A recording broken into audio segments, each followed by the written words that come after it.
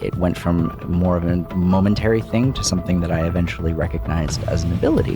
Where's the line between what we do and who we are? Did it alarm you or did it scare you? Absolutely not. I feel like it might have been hard for you to relate to people your own age. Was that hard? Some people were really into that, others were really frightened. Tyler Henry is widely known to the world as the Hollywood medium, a young man with a gentle smile who brings comfort and messages from the afterlife to millions of people, including some of the most famous celebrities.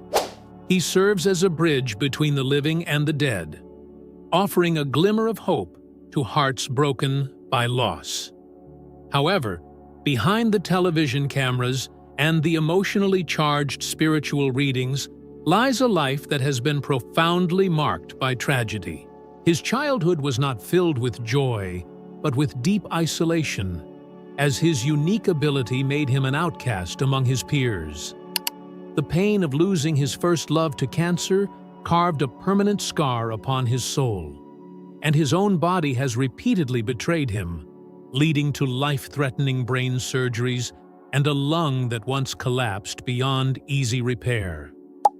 Just when it seemed he had endured enough, a dark family secret was uncovered, shattering the very foundation of his identity. The life of Tyler Henry is a tragic narrative of a supernatural gift that has demanded an unbearable price, paid with his health, his heart, and his peace, forcing him to carry an immense spiritual burden alone. When the ability to see death forces you to constantly confront the mortality of yourself and those you love, is such a gift a blessing or a curse? The origin of Tyler Henry's lifelong struggle was not rooted in the spiritual world, but in his own physical beginning, as his life started with a profound and immediate crisis. He was born on January 13, 1996, a full 3 months ahead of his expected due date, which meant his body was critically underdeveloped and unprepared for the world. Weighing just over 1 kilogram, he was a fragile being whose survival was uncertain from one moment to the next. His first weeks of life were spent inside an incubator in a neonatal intensive care unit, NICU, where he was connected to a web of tubes and monitors. Doctors and nurses worked tirelessly to support his underdeveloped organs, fighting to keep him alive as his tiny body struggled to perform the basic functions of life. This premature birth was not merely a difficult start, but an event that cast a long shadow over his entire future. It was the root cause of numerous congenital health issues that would plague him for decades, creating a foundation of physical vulnerability. From his very first breath, his body seemed to be at odds with his existence, setting a precedent for a life that would be a continuous negotiation with the fine line between living and dying. This initial battle for survival in the NYCU was only the first chapter in a long and harrowing story of physical suffering, prefiguring the later health crises that would bring him to the brink of death time and time again. This inherent fragility, established at birth, became a tragic counterpoint to the extraordinary strength of his spiritual abilities. This struggle for life was merely the prelude to another kind of struggle, one that would emerge from a mysterious ability that was about to awaken within him. When Tyler Henry was 10 years old, a fateful event occurred that would irrevocably alter the course of his life and define his existence. One morning, he woke from his sleep with an overwhelming and unshakable premonition that his grandmother was about to die. It was not a dream or a fleeting thought, but a deep, certain knowledge that he could not explain. He rushed to his mother to tell her what he was feeling, and though she was understandably confused, she tried to calm him down. Moments later, the telephone rang, and the news confirmed his vision. His father was calling to inform them that his grandmother had just passed away. That moment was a profound shock, as it proved his ability was real, but it also tied this strange new power directly to the pain of loss. For a 10-year-old child, this was an impossibly heavy burden to bear, as he had no one to guide him, and no one who could truly understand what was happening inside his mind. He was thrown into a state of fear and confusion, where every sudden image or feeling could be a harbinger of another tragedy. This ability did not arrive as a joyful gift or a special talent to be proud of. Instead, from its very first manifestation, it felt like a curse. It did not bring wonder, but instead planted the seeds of sorrow deep within his young soul, forever linking his unique perception with death and grief. This power stripped away the innocence of his childhood, replacing carefree days with the heavy weight of knowing things that no one should have to know. His youth was no longer a time of play and discovery, but an internal battlefield where he had to grapple alone with visions of suffering and loss. This burden was made even heavier by the fact that it turned him into an outsider, leading to his isolation within his own community. Tyler grew up in Hanford, a small city in California's San Joaquin Valley, which was a deeply conservative and religious community with a closed-minded perspective. In such an environment, anything that deviated from the norm was often met with suspicion and fear, and Tyler's ability to communicate with the dead was a deviation too great for many to accept. His social tragedy began in the schoolyard, where rumors about his strange talent quickly spread. As his classmates learned of his ability, they began to distance themselves from him, treating him not with curiosity, but with fear. He was labeled a freak and an outcast, with some even suggesting that his abilities were demonic in nature. His attempts to use his gift to help others by giving impromptu readings to fellow students only served to deepen his isolation. He became a target for ridicule and bullying, and the hallways of his high school became a landscape of profound loneliness where he felt he did not belong.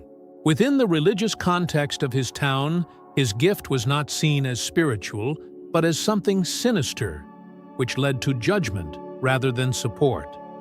This rejection from his peers and community had a devastating impact on his psychological development, forcing him to struggle with self-acceptance and leaving him with a deep-seated feeling of being fundamentally flawed.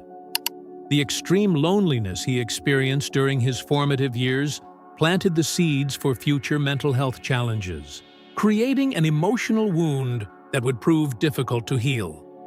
He longed for connection with others, yet the very gift that connected him to another world severed his ties to the one he was living in. Amidst this profound solitude, he managed to find a single person who understood him, but this connection was destined to become the source of his first great heartbreak. During his lonely teenage years, Tyler found a rare source of light and acceptance in a person named Terry, who became not only his closest friend, but also his first love. This relationship was a safe haven, a space where he finally felt understood and cherished for who he was. However, tragedy was woven into the fabric of their bond, because Terry had been battling brain cancer since childhood. Once again, Tyler's ability became a source of immense pain rather than comfort. He began to have premonitions that Terry's cancer would return, and these visions grew stronger and more detailed over time, pointing to a devastating truth: Terry would not survive to adulthood. This foresight did not provide him with an opportunity to prepare for the inevitable or to find peace. It only prolonged his suffering, turning every day they spent together into a painful countdown toward a predetermined loss. Faced with the unbearable prospect of losing the most important person in his life, Tyler made a decision that would haunt him for the rest of his life. Unable to cope with the impending grief, he began to pull away from Terry, creating an emotional distance as a subconscious act of self-preservation. He chose to isolate himself from the person he loved most, a desperate attempt to shield his heart from the shattering pain he knew was coming. To this day, he is tormented by the memory of this choice, filled with regret for having abandoned his friend during their final days. Terry's death served as the most cruel and definitive proof of the paradox of Tyler's life. His ability to see death gave him no power to prevent it. It did not allow him to change fate or protect the one he loved. It only forced him to experience the agony of loss in slow motion, amplifying his sorrow. This tragic loss solidified a harsh reality that his gift was not a shield, but a magnifying glass for tragedy.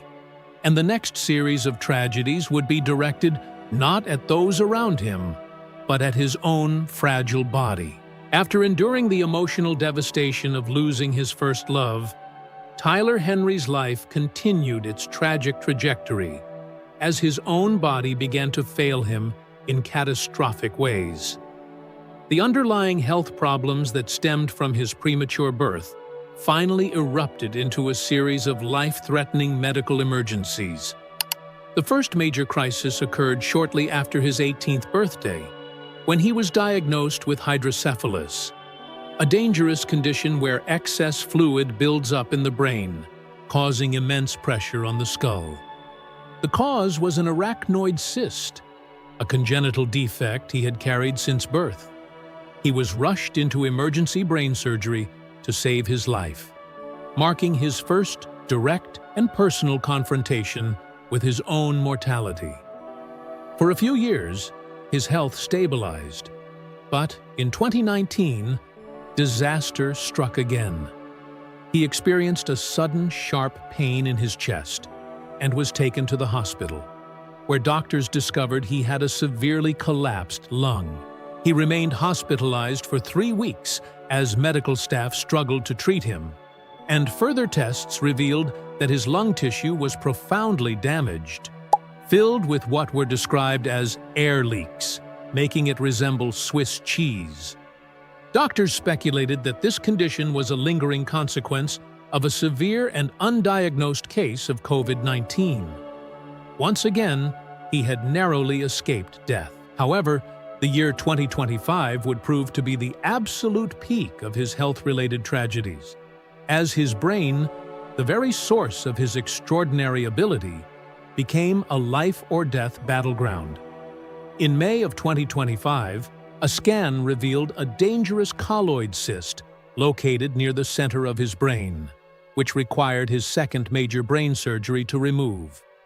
Just 6 months later, in November, his symptoms returned with a vengeance, indicating that the cyst had not only grown back, but was also causing severe swelling in his brain, necessitating a third brain surgery in a single year. Incredibly, his ordeal was still not over, as less than a month later, in December, his condition worsened yet again, forcing him to undergo a fourth brain surgery, which finally succeeded in removing the congenital cyst for good.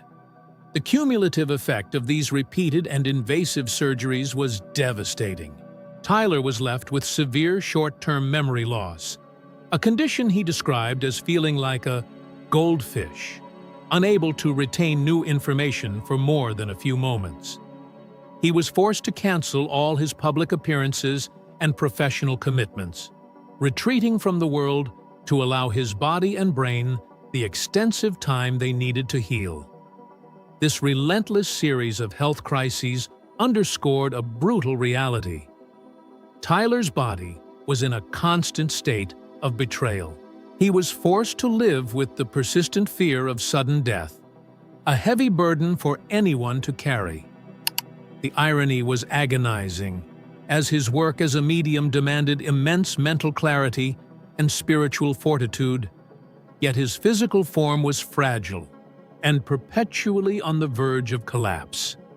His fight against his own body became a parallel struggle to the spiritual burdens he already carried. And just as he was navigating this physical battle, another crisis emerged. This one aimed at the very core of his identity and family history. While Tyler Henry's professional life was reaching new heights with his Netflix series, Life After Death, the show ironically became the catalyst for uncovering a family tragedy that no one could have foreseen. The series, which followed Tyler as he helped people connect with their deceased loved ones and uncover their family histories, inadvertently exposed a dark and deeply buried secret within his own lineage. The shocking revelation began when his mother, Teresa, decided to take a DNA test to learn more about her ancestry. The results that came back were world-shattering, revealing that the woman she and Tyler had known and loved as her mother and his grandmother, Stella Guidry Nestle, had no biological relation to them. The truth, however, was far more horrifying than a simple family secret. Further investigation revealed that Stella was a convicted felon who had served over 30 years in prison for a double homicide. The most disturbing discovery was that Tyler's mother, Teresa, had been kidnapped by Stella from a hospital in Louisiana as a newborn baby. Her entire identity had been built on a lie, with all of her legal documents, including her birth certificate, having been forged by her abductor. For Tyler, this news was a cataclysmic blow that destroyed his entire understanding of his family and his past. The cherished memories and the sense of a loving, stable family that he had held onto his whole life were instantly obliterated. The most profound and painful irony was that he, a man who could supposedly connect with ancestors and see into the pasts of strangers, had been completely blind to the monumental secret that lay at the heart of his own family. This discovery plunged him into a deep identity crisis, as he was left to grapple with fundamental questions about who he was and where he came from. The emotional fallout was immense, but it also triggered a crisis of faith in his own abilities. He was haunted by the question of why his gift had failed to detect such a massive and important truth about his own mother. This family tragedy deepened his pre-existing feelings of loneliness and doubt, leaving him to confront not only a broken body, but also a shattered past. On top of all this personal turmoil, he continued to face relentless scrutiny and skepticism from the outside world. Concurrent with his rise to fame and the adoration of his followers, Tyler Henry has been forced to endure a relentless wave of criticism and skepticism from the public, media, and scientific community. To his many detractors, his extraordinary ability is not a genuine psychic gift, but a cleverly executed performance designed to deceive the vulnerable. He has been repeatedly accused of employing deceptive techniques such as cold reading, where a medium makes vague, high-probability guesses and then refines them based on the subject's reactions, and hot reading, which involves researching a client's background beforehand. Skeptical activists have meticulously analyzed his televised readings, arguing that he is simply a skilled performer who exploits the grief and desperation of others for profit and fame. Prominent television shows have also dedicated segments to debunking his methods, suggesting that the specific details he provides are often easily accessible through online searches. The internal tragedy for Tyler lies in the disorienting space he is forced to occupy, suspended between the profound belief of those he has helped and the scathing disbelief of a skeptical world. On one hand, he provides solace and a sense of closure to people overwhelmed by grief. But on the other, he is branded a charlatan who preys on human suffering. This constant pressure to prove the authenticity of his gift is an enormous burden, especially while he is simultaneously fighting life-and-death health battles and processing deep-seated family trauma. Every reading becomes not just an attempt at a spiritual connection, but a high-stakes test under the watchful eyes of millions of critics. This weight of public scrutiny has only intensified his profound sense of isolation, creating a painful paradox where the man who connects with the dead struggles to be truly understood and believed by the living. The life of Tyler Henry is a relentless and heartbreaking saga of tragedy, woven from the threads of physical agony and emotional suffering. Beginning as a premature infant fighting for his first breaths, he grew up in the shadow of isolation, cast out by a community that could not comprehend his unique nature.